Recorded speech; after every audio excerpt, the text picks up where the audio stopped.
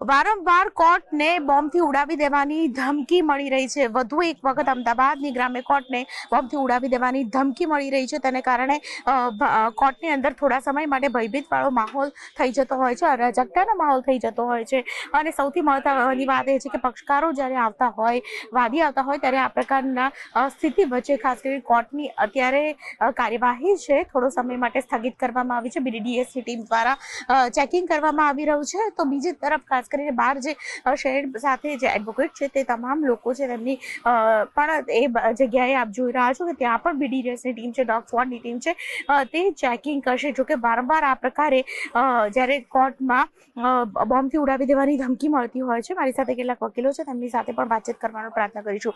શું કહેશો જે પ્રકારે કોર્ટને વધુ એક વખત ધમકી મળી છે, કેવી હાલત પરિસ્થિતિ થતી? કોર્ટમાં રોજબરોજની પ્રક્રિયામાં આવનારા પક્ષકારો, વકીલો, કોર્ટનો સ્ટાફ અને તમામ લોકો અવારનવાર જે ધમકીઓ મળે છે બોમ્બની, જેના લીધે ખૂબ હેરાન થાય છે। કોર્ટની કાર્યવાહી ખોરંભે ચડી જાય છે, લોકોને પારાવાર મુશ્કેલી થાય છે અને કોર્ટમાં આવતા પક્ષકારોને અને વકીલોમાં પણ ભયનો માહોલ સર્જાય છે। તો સરકારને એવી ખાસ વિનંતી છે કે આ જે પણ જગ્યાએથી આ ઈમેલ આવે છે કે મેસેજીસ એવા આવે છે કે બોમ્બના, એનું પ્રોપર એનો સોર્સ શોધીને એ જવાબદાર વ્યક્તિઓ વિરુદ્ધ કાયદેસરની કાર્યવાહી કરવામાં આવે। તો આ પ્રકારે ખાસ કરીને વકીલોમાં પણ રોષ વ્યાપ્યો છે, કારણ કે વારંવાર આ પ્રકારની જ્યારે ધમકી મળ્યાનો ઈમેલ આવે છે ત્યારે થોડો સમય માટે કોર્ટની કાર્યવાહી છે તેને સ્થગિત કરવામાં આવે છે। હાલ BDDSની ટીમનું ચેકિંગ ચાલી રહ્યું છે, સાથે ડોગ સ્ક્વોડની ટીમ પણ હાલ કોર્ટમાં પ્રવેશી ચૂકી છે। વારંવાર બોમ્બથી ઉડાડી દેવાની ધમકી છે તે સ્કૂલોને મળતી હોય છે, પરંતુ આજે ગાંધીનગર કોર્ટને ઈમેલ મળ્યો છે અને તેમાં કહ્યું છે કે ગાંધીનગર કોર્ટને બોમ્બથી ઉડાડી દેવાની જે ધમકી મળી ત્યારબાદની કાર્યવાહી છે તે કરવામાં આવી છે। આખે કોર્ટ પરિસરને છે ચેકિંગ કરવામાં આવ્યું છે પોલીસ દ્વારા, સુરક્ષાની એજન્સીઓ દ્વારા, અને જે તમામ લોકોને છે તે અત્યારે બહાર મોકલી દેવામાં આવ્યા છે કોર્ટથી। અને આપણી સાથે છે એડવોકેટો, વાત કરીશું અત્યારે જે રીતે વારંવાર આ ધમકી મળી રહી છે એના ઉપર કોઈ કાર્યવાહી નથી થતી, આરોપીઓ નથી પકડાતા, આપની શું ડિમાન્ડ છે? હું ગાંધીનગર બાર એસોસિએશનના પ્રમુખ તરીકે શંકરસિંહ ગોહિલ ઘણા સમયથી પ્રતિનિધિત્વ કરું છું। આજે ઈમેલ દ્વારા નામદાર કોર્ટમાં ધમકી મળેલી કે કોર્ટથી ખાલી કરાવો, બોમ્બ મૂકીશું, બધાને ખતમ કરીશું, આવી ધમકી મળેલી છે। આવી ધમકીઓ તો વારંવાર હાઈકોર્ટમાં, અન્ય કોર્ટોમાં પણ આવી ધમકીઓ મળતી રહે છે। તો આના પાછળ જે આવી ધમકી આપતા હોય ખોટી, એને પકડવા જોઈએ અને એમને સજા થાય તો જ આ પ્રશ્ન સોલ્વ થશે। નકા સમયનો બગાડ થાય છે, પક્ષકારોનો સમય બગડે છે, નામદાર કોર્ટનો પણ સમય બગડે છે, વકીલોનો સમય બગડે છે અને કામ ખોરંભાય છે। તેથી આવ્યા ફરી આવો કોઈ કાર્યક્રમ ન થાય તે માટે આવી કોઈ ધમકી ના આપી એ માટે પકડાય અને તેઓને સજા થાય એવી વિનંતી છે। લાગે છે કે શાંતિ ડહોળવાનો પ્રયાસ કરી રહ્યા હશે? જી બિલકુલ। આના 1 મહિના પહેલા બી અહીંયા કલેક્ટર કચેરીમાં બી બોમ્બ મૂકેલો એવો કોઈક મેલ આવેલો, જ્યારે કલેક્ટર કચેરી બી બંધ રાખવામાં આવી હતી। અને આજે અહીંયા ગાંધીનગર ડિસ્ટ્રિક્ટ બાર એસોસિએશન અને ગાંધીનગર બાર એસોસિએશનની અંદર જે મેલ આવ્યો અને જેના કારણે કોઈ જગ્યાએ શાંતિ ના ડોરાય એ પબ્લિકની સુરક્ષા માટે અહીંયા બધાને બહાર મોકલવામાં આવે છે અને આ લોકોને પકડીને સખતમાં સખત સજા કરવી જોઈએ, કારણ કે અમારા વકીલાતનો વ્યવસાય પર બહુ પક્ષકારોને નુકસાન થાય છે। આજે જે ઈમેલ મળ્યો ગાંધીનગર કોર્ટ ખાતે, એ આ કૃત્યને અમે બધા વકીલ મિત્રો સખત શબ્દોમાં વખોડી કાઢીએ છીએ।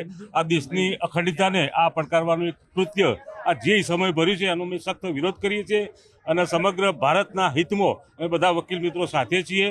આ જે પગલું ભર્યું છે ખરેખર નિંદનીય છે, એક શરમજનક ઘટના કહેવાય કે વારે ઘડી આ રીતે ધમકી આપવી, શાળાઓ બંધ કરવી, આવી સંસ્થાઓમાં, કોર્ટોમાં બંધ કરવું, આ પગલું ખરેખર સમાજ માટે ખૂબ જ નુકસાનકારક પગલું છે। અમે બધા વકીલ મિત્રો આનો સખત વિરોધ કરીએ છીએ। વારંવાર જે મળી રહી છે ધમકી અને તેને લઈને બધા કહી રહ્યા છે કે જે પણ કૃત્ય કરી રહ્યા છે તેને સખત સજા મળવી જોઈએ અને આ પ્રકારની પ્રવૃત્તિઓથી હંમેશા જે કામ છે તે ખોરવાઈ રહ્યું છે।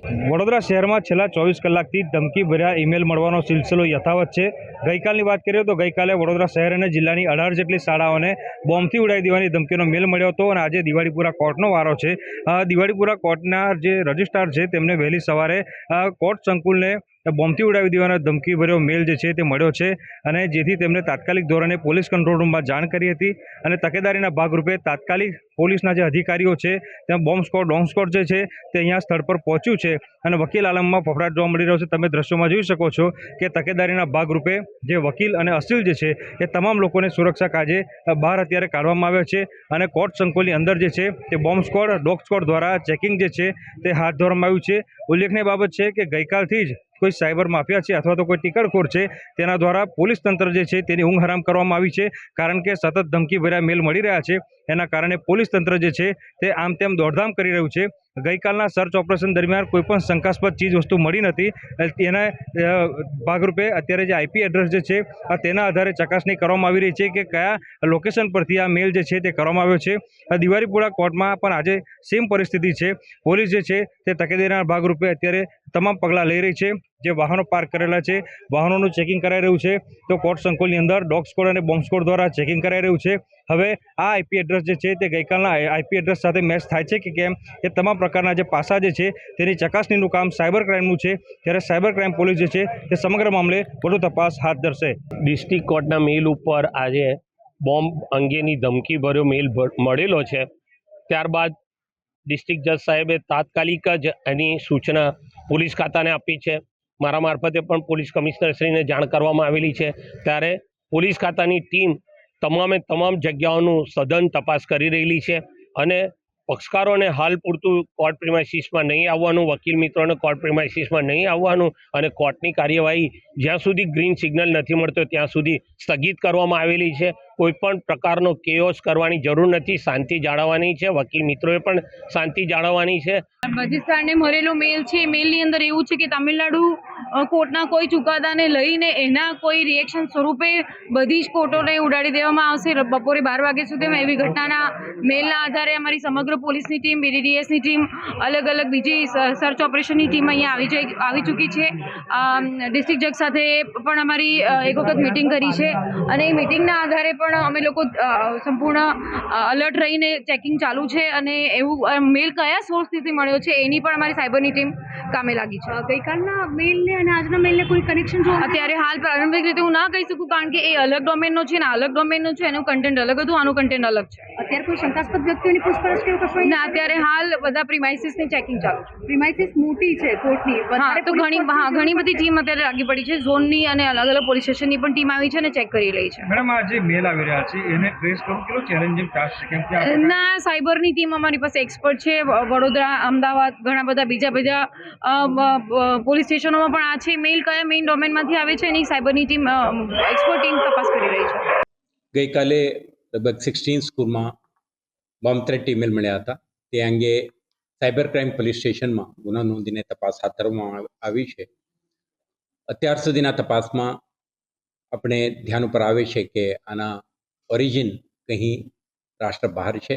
આ અંગે આપણા અન્ય એજન્સીઓ સાથે સંકલન કરીને આપણા ઇન્વેસ્ટિગેશન આગળ વધારી રહ્યા છે. સાંજે 17:26ના આજુબાજુમાં એક સ્કૂલને બીજું એક બોમ્બ થ્રેટ મેલ પણ મળી આવ્યો હતો. આ અંગે આપણે તપાસ કરી તો આ ઈમેલ વડોદરા શહેરમાંથી જ એક પોલીસ સ્ટેશન જ્યુરિસ્ડિક્શનમાં ઓરિજિનેટ થયું હતું. તે અંગે આગળ વધીને આપણે એમને ટ્રેસ પણ કરી છે. તો એક માઇનર સ્કૂલ બાળક જ આ મેલ એક પ્રેન્ક મેલ તરીકે મોકલી આપ્યો હોવાનું પણ આપણે ધ્યાને આવ્યું છે. આમાંથી આપણે આ અંગે આપણે સ્પષ્ટ કરવા માંગીએ છીએ કે આજે જે કોર્ટ પ્રિમાઇસીસમાં પણ મળી આવ્યું છે આ અંગે પણ શહેર પોલીસ સેનિટાઇઝેશન અને એન્ટાયર પ્રિમાઇસીસને ક્લીનઅપ કરીને સુરક્ષિત જાહેર કરવાની જે પ્રક્રિયા છે આ હાથ ધરી છે. તે અંગે પણ ડિટેઇલ્ડ ઇન્વેસ્ટિગેશન થશે. પરંતુ જે વ્યક્તિઓ આ પ્રકારના એક ભ્રમ ફેલાવવાનું, ભયનું વાતાવરણ ઊભા કરવાના પ્રયાસ કરે છે એમને આપણે વધારે મહત્ત્વ આપવું ન જોઈએ. પ્રોફેશનલ રિસ્પોન્સથી પોલીસ અને સેનિટાઇઝેશન એક્સરસાઇઝ અને ઇન્વેસ્ટિગેશન એક્સરસાઇઝ બંને કરી રહ્યા છે. તો એમને આવા તત્વોને આઈડેન્ટિફાઈ કરવાના પ્રક્રિયા ચાલુ છે. અત્યારે જે બોર્ડના પરીક્ષાઓ નજીકના દિવસોમાં શરૂ થનાર છે આ અંગે પણ વિદ્યાર્થીઓ, વાલીઓ, ટીચર્સ અને આખા એકેડેમિક કમ્યુનિટી ભયભીત થવાની કોઈ કારણ નથી. વિશ્વાસથી પરીક્ષા અંગે તૈયારી કરે. શહેર પોલીસ, સ્કૂલ એડમિનિસ્ટ્રેશન સાથે સંકલન કરીને તમામ સુરક્ષા વ્યવસ્થા કરશે.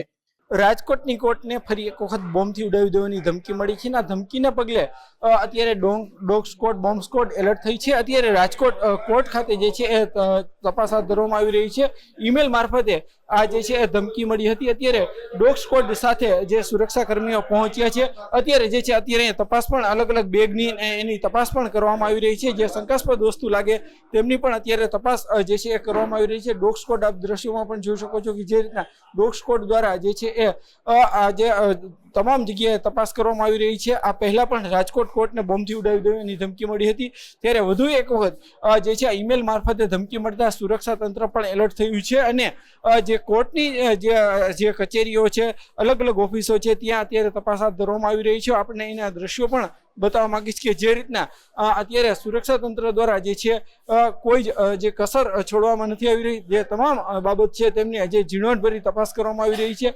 જે લોકર રૂમ છે ત્યાં પણ જે પણ વસ્તુઓ હોય છે તેમની અત્યારે તપાસ કરવામાં આવી રહી છે. ખાસ કરીને જે રીતના અત્યારે જે છે સુરક્ષા તંત્ર એલર્ટ થયું છે. જોકે આ રીતના અગાઉ પણ ધમકી મળી હતી. અત્યારે વધુ એક વખત ધમકી મળતા જે રાજકોટ પોલીસ છે તે પણ અત્યારે સ્થળ પર પહોંચી છે. એમના દ્વારા જે છે કોર્ટ પરિસર છે ત્યાં અત્યારે તપાસ હાથ ધરવામાં આવી રહી છે. હાર્દિક જોશી, ન્યૂઝ 18 ગુજરાતી, રાજકોટ.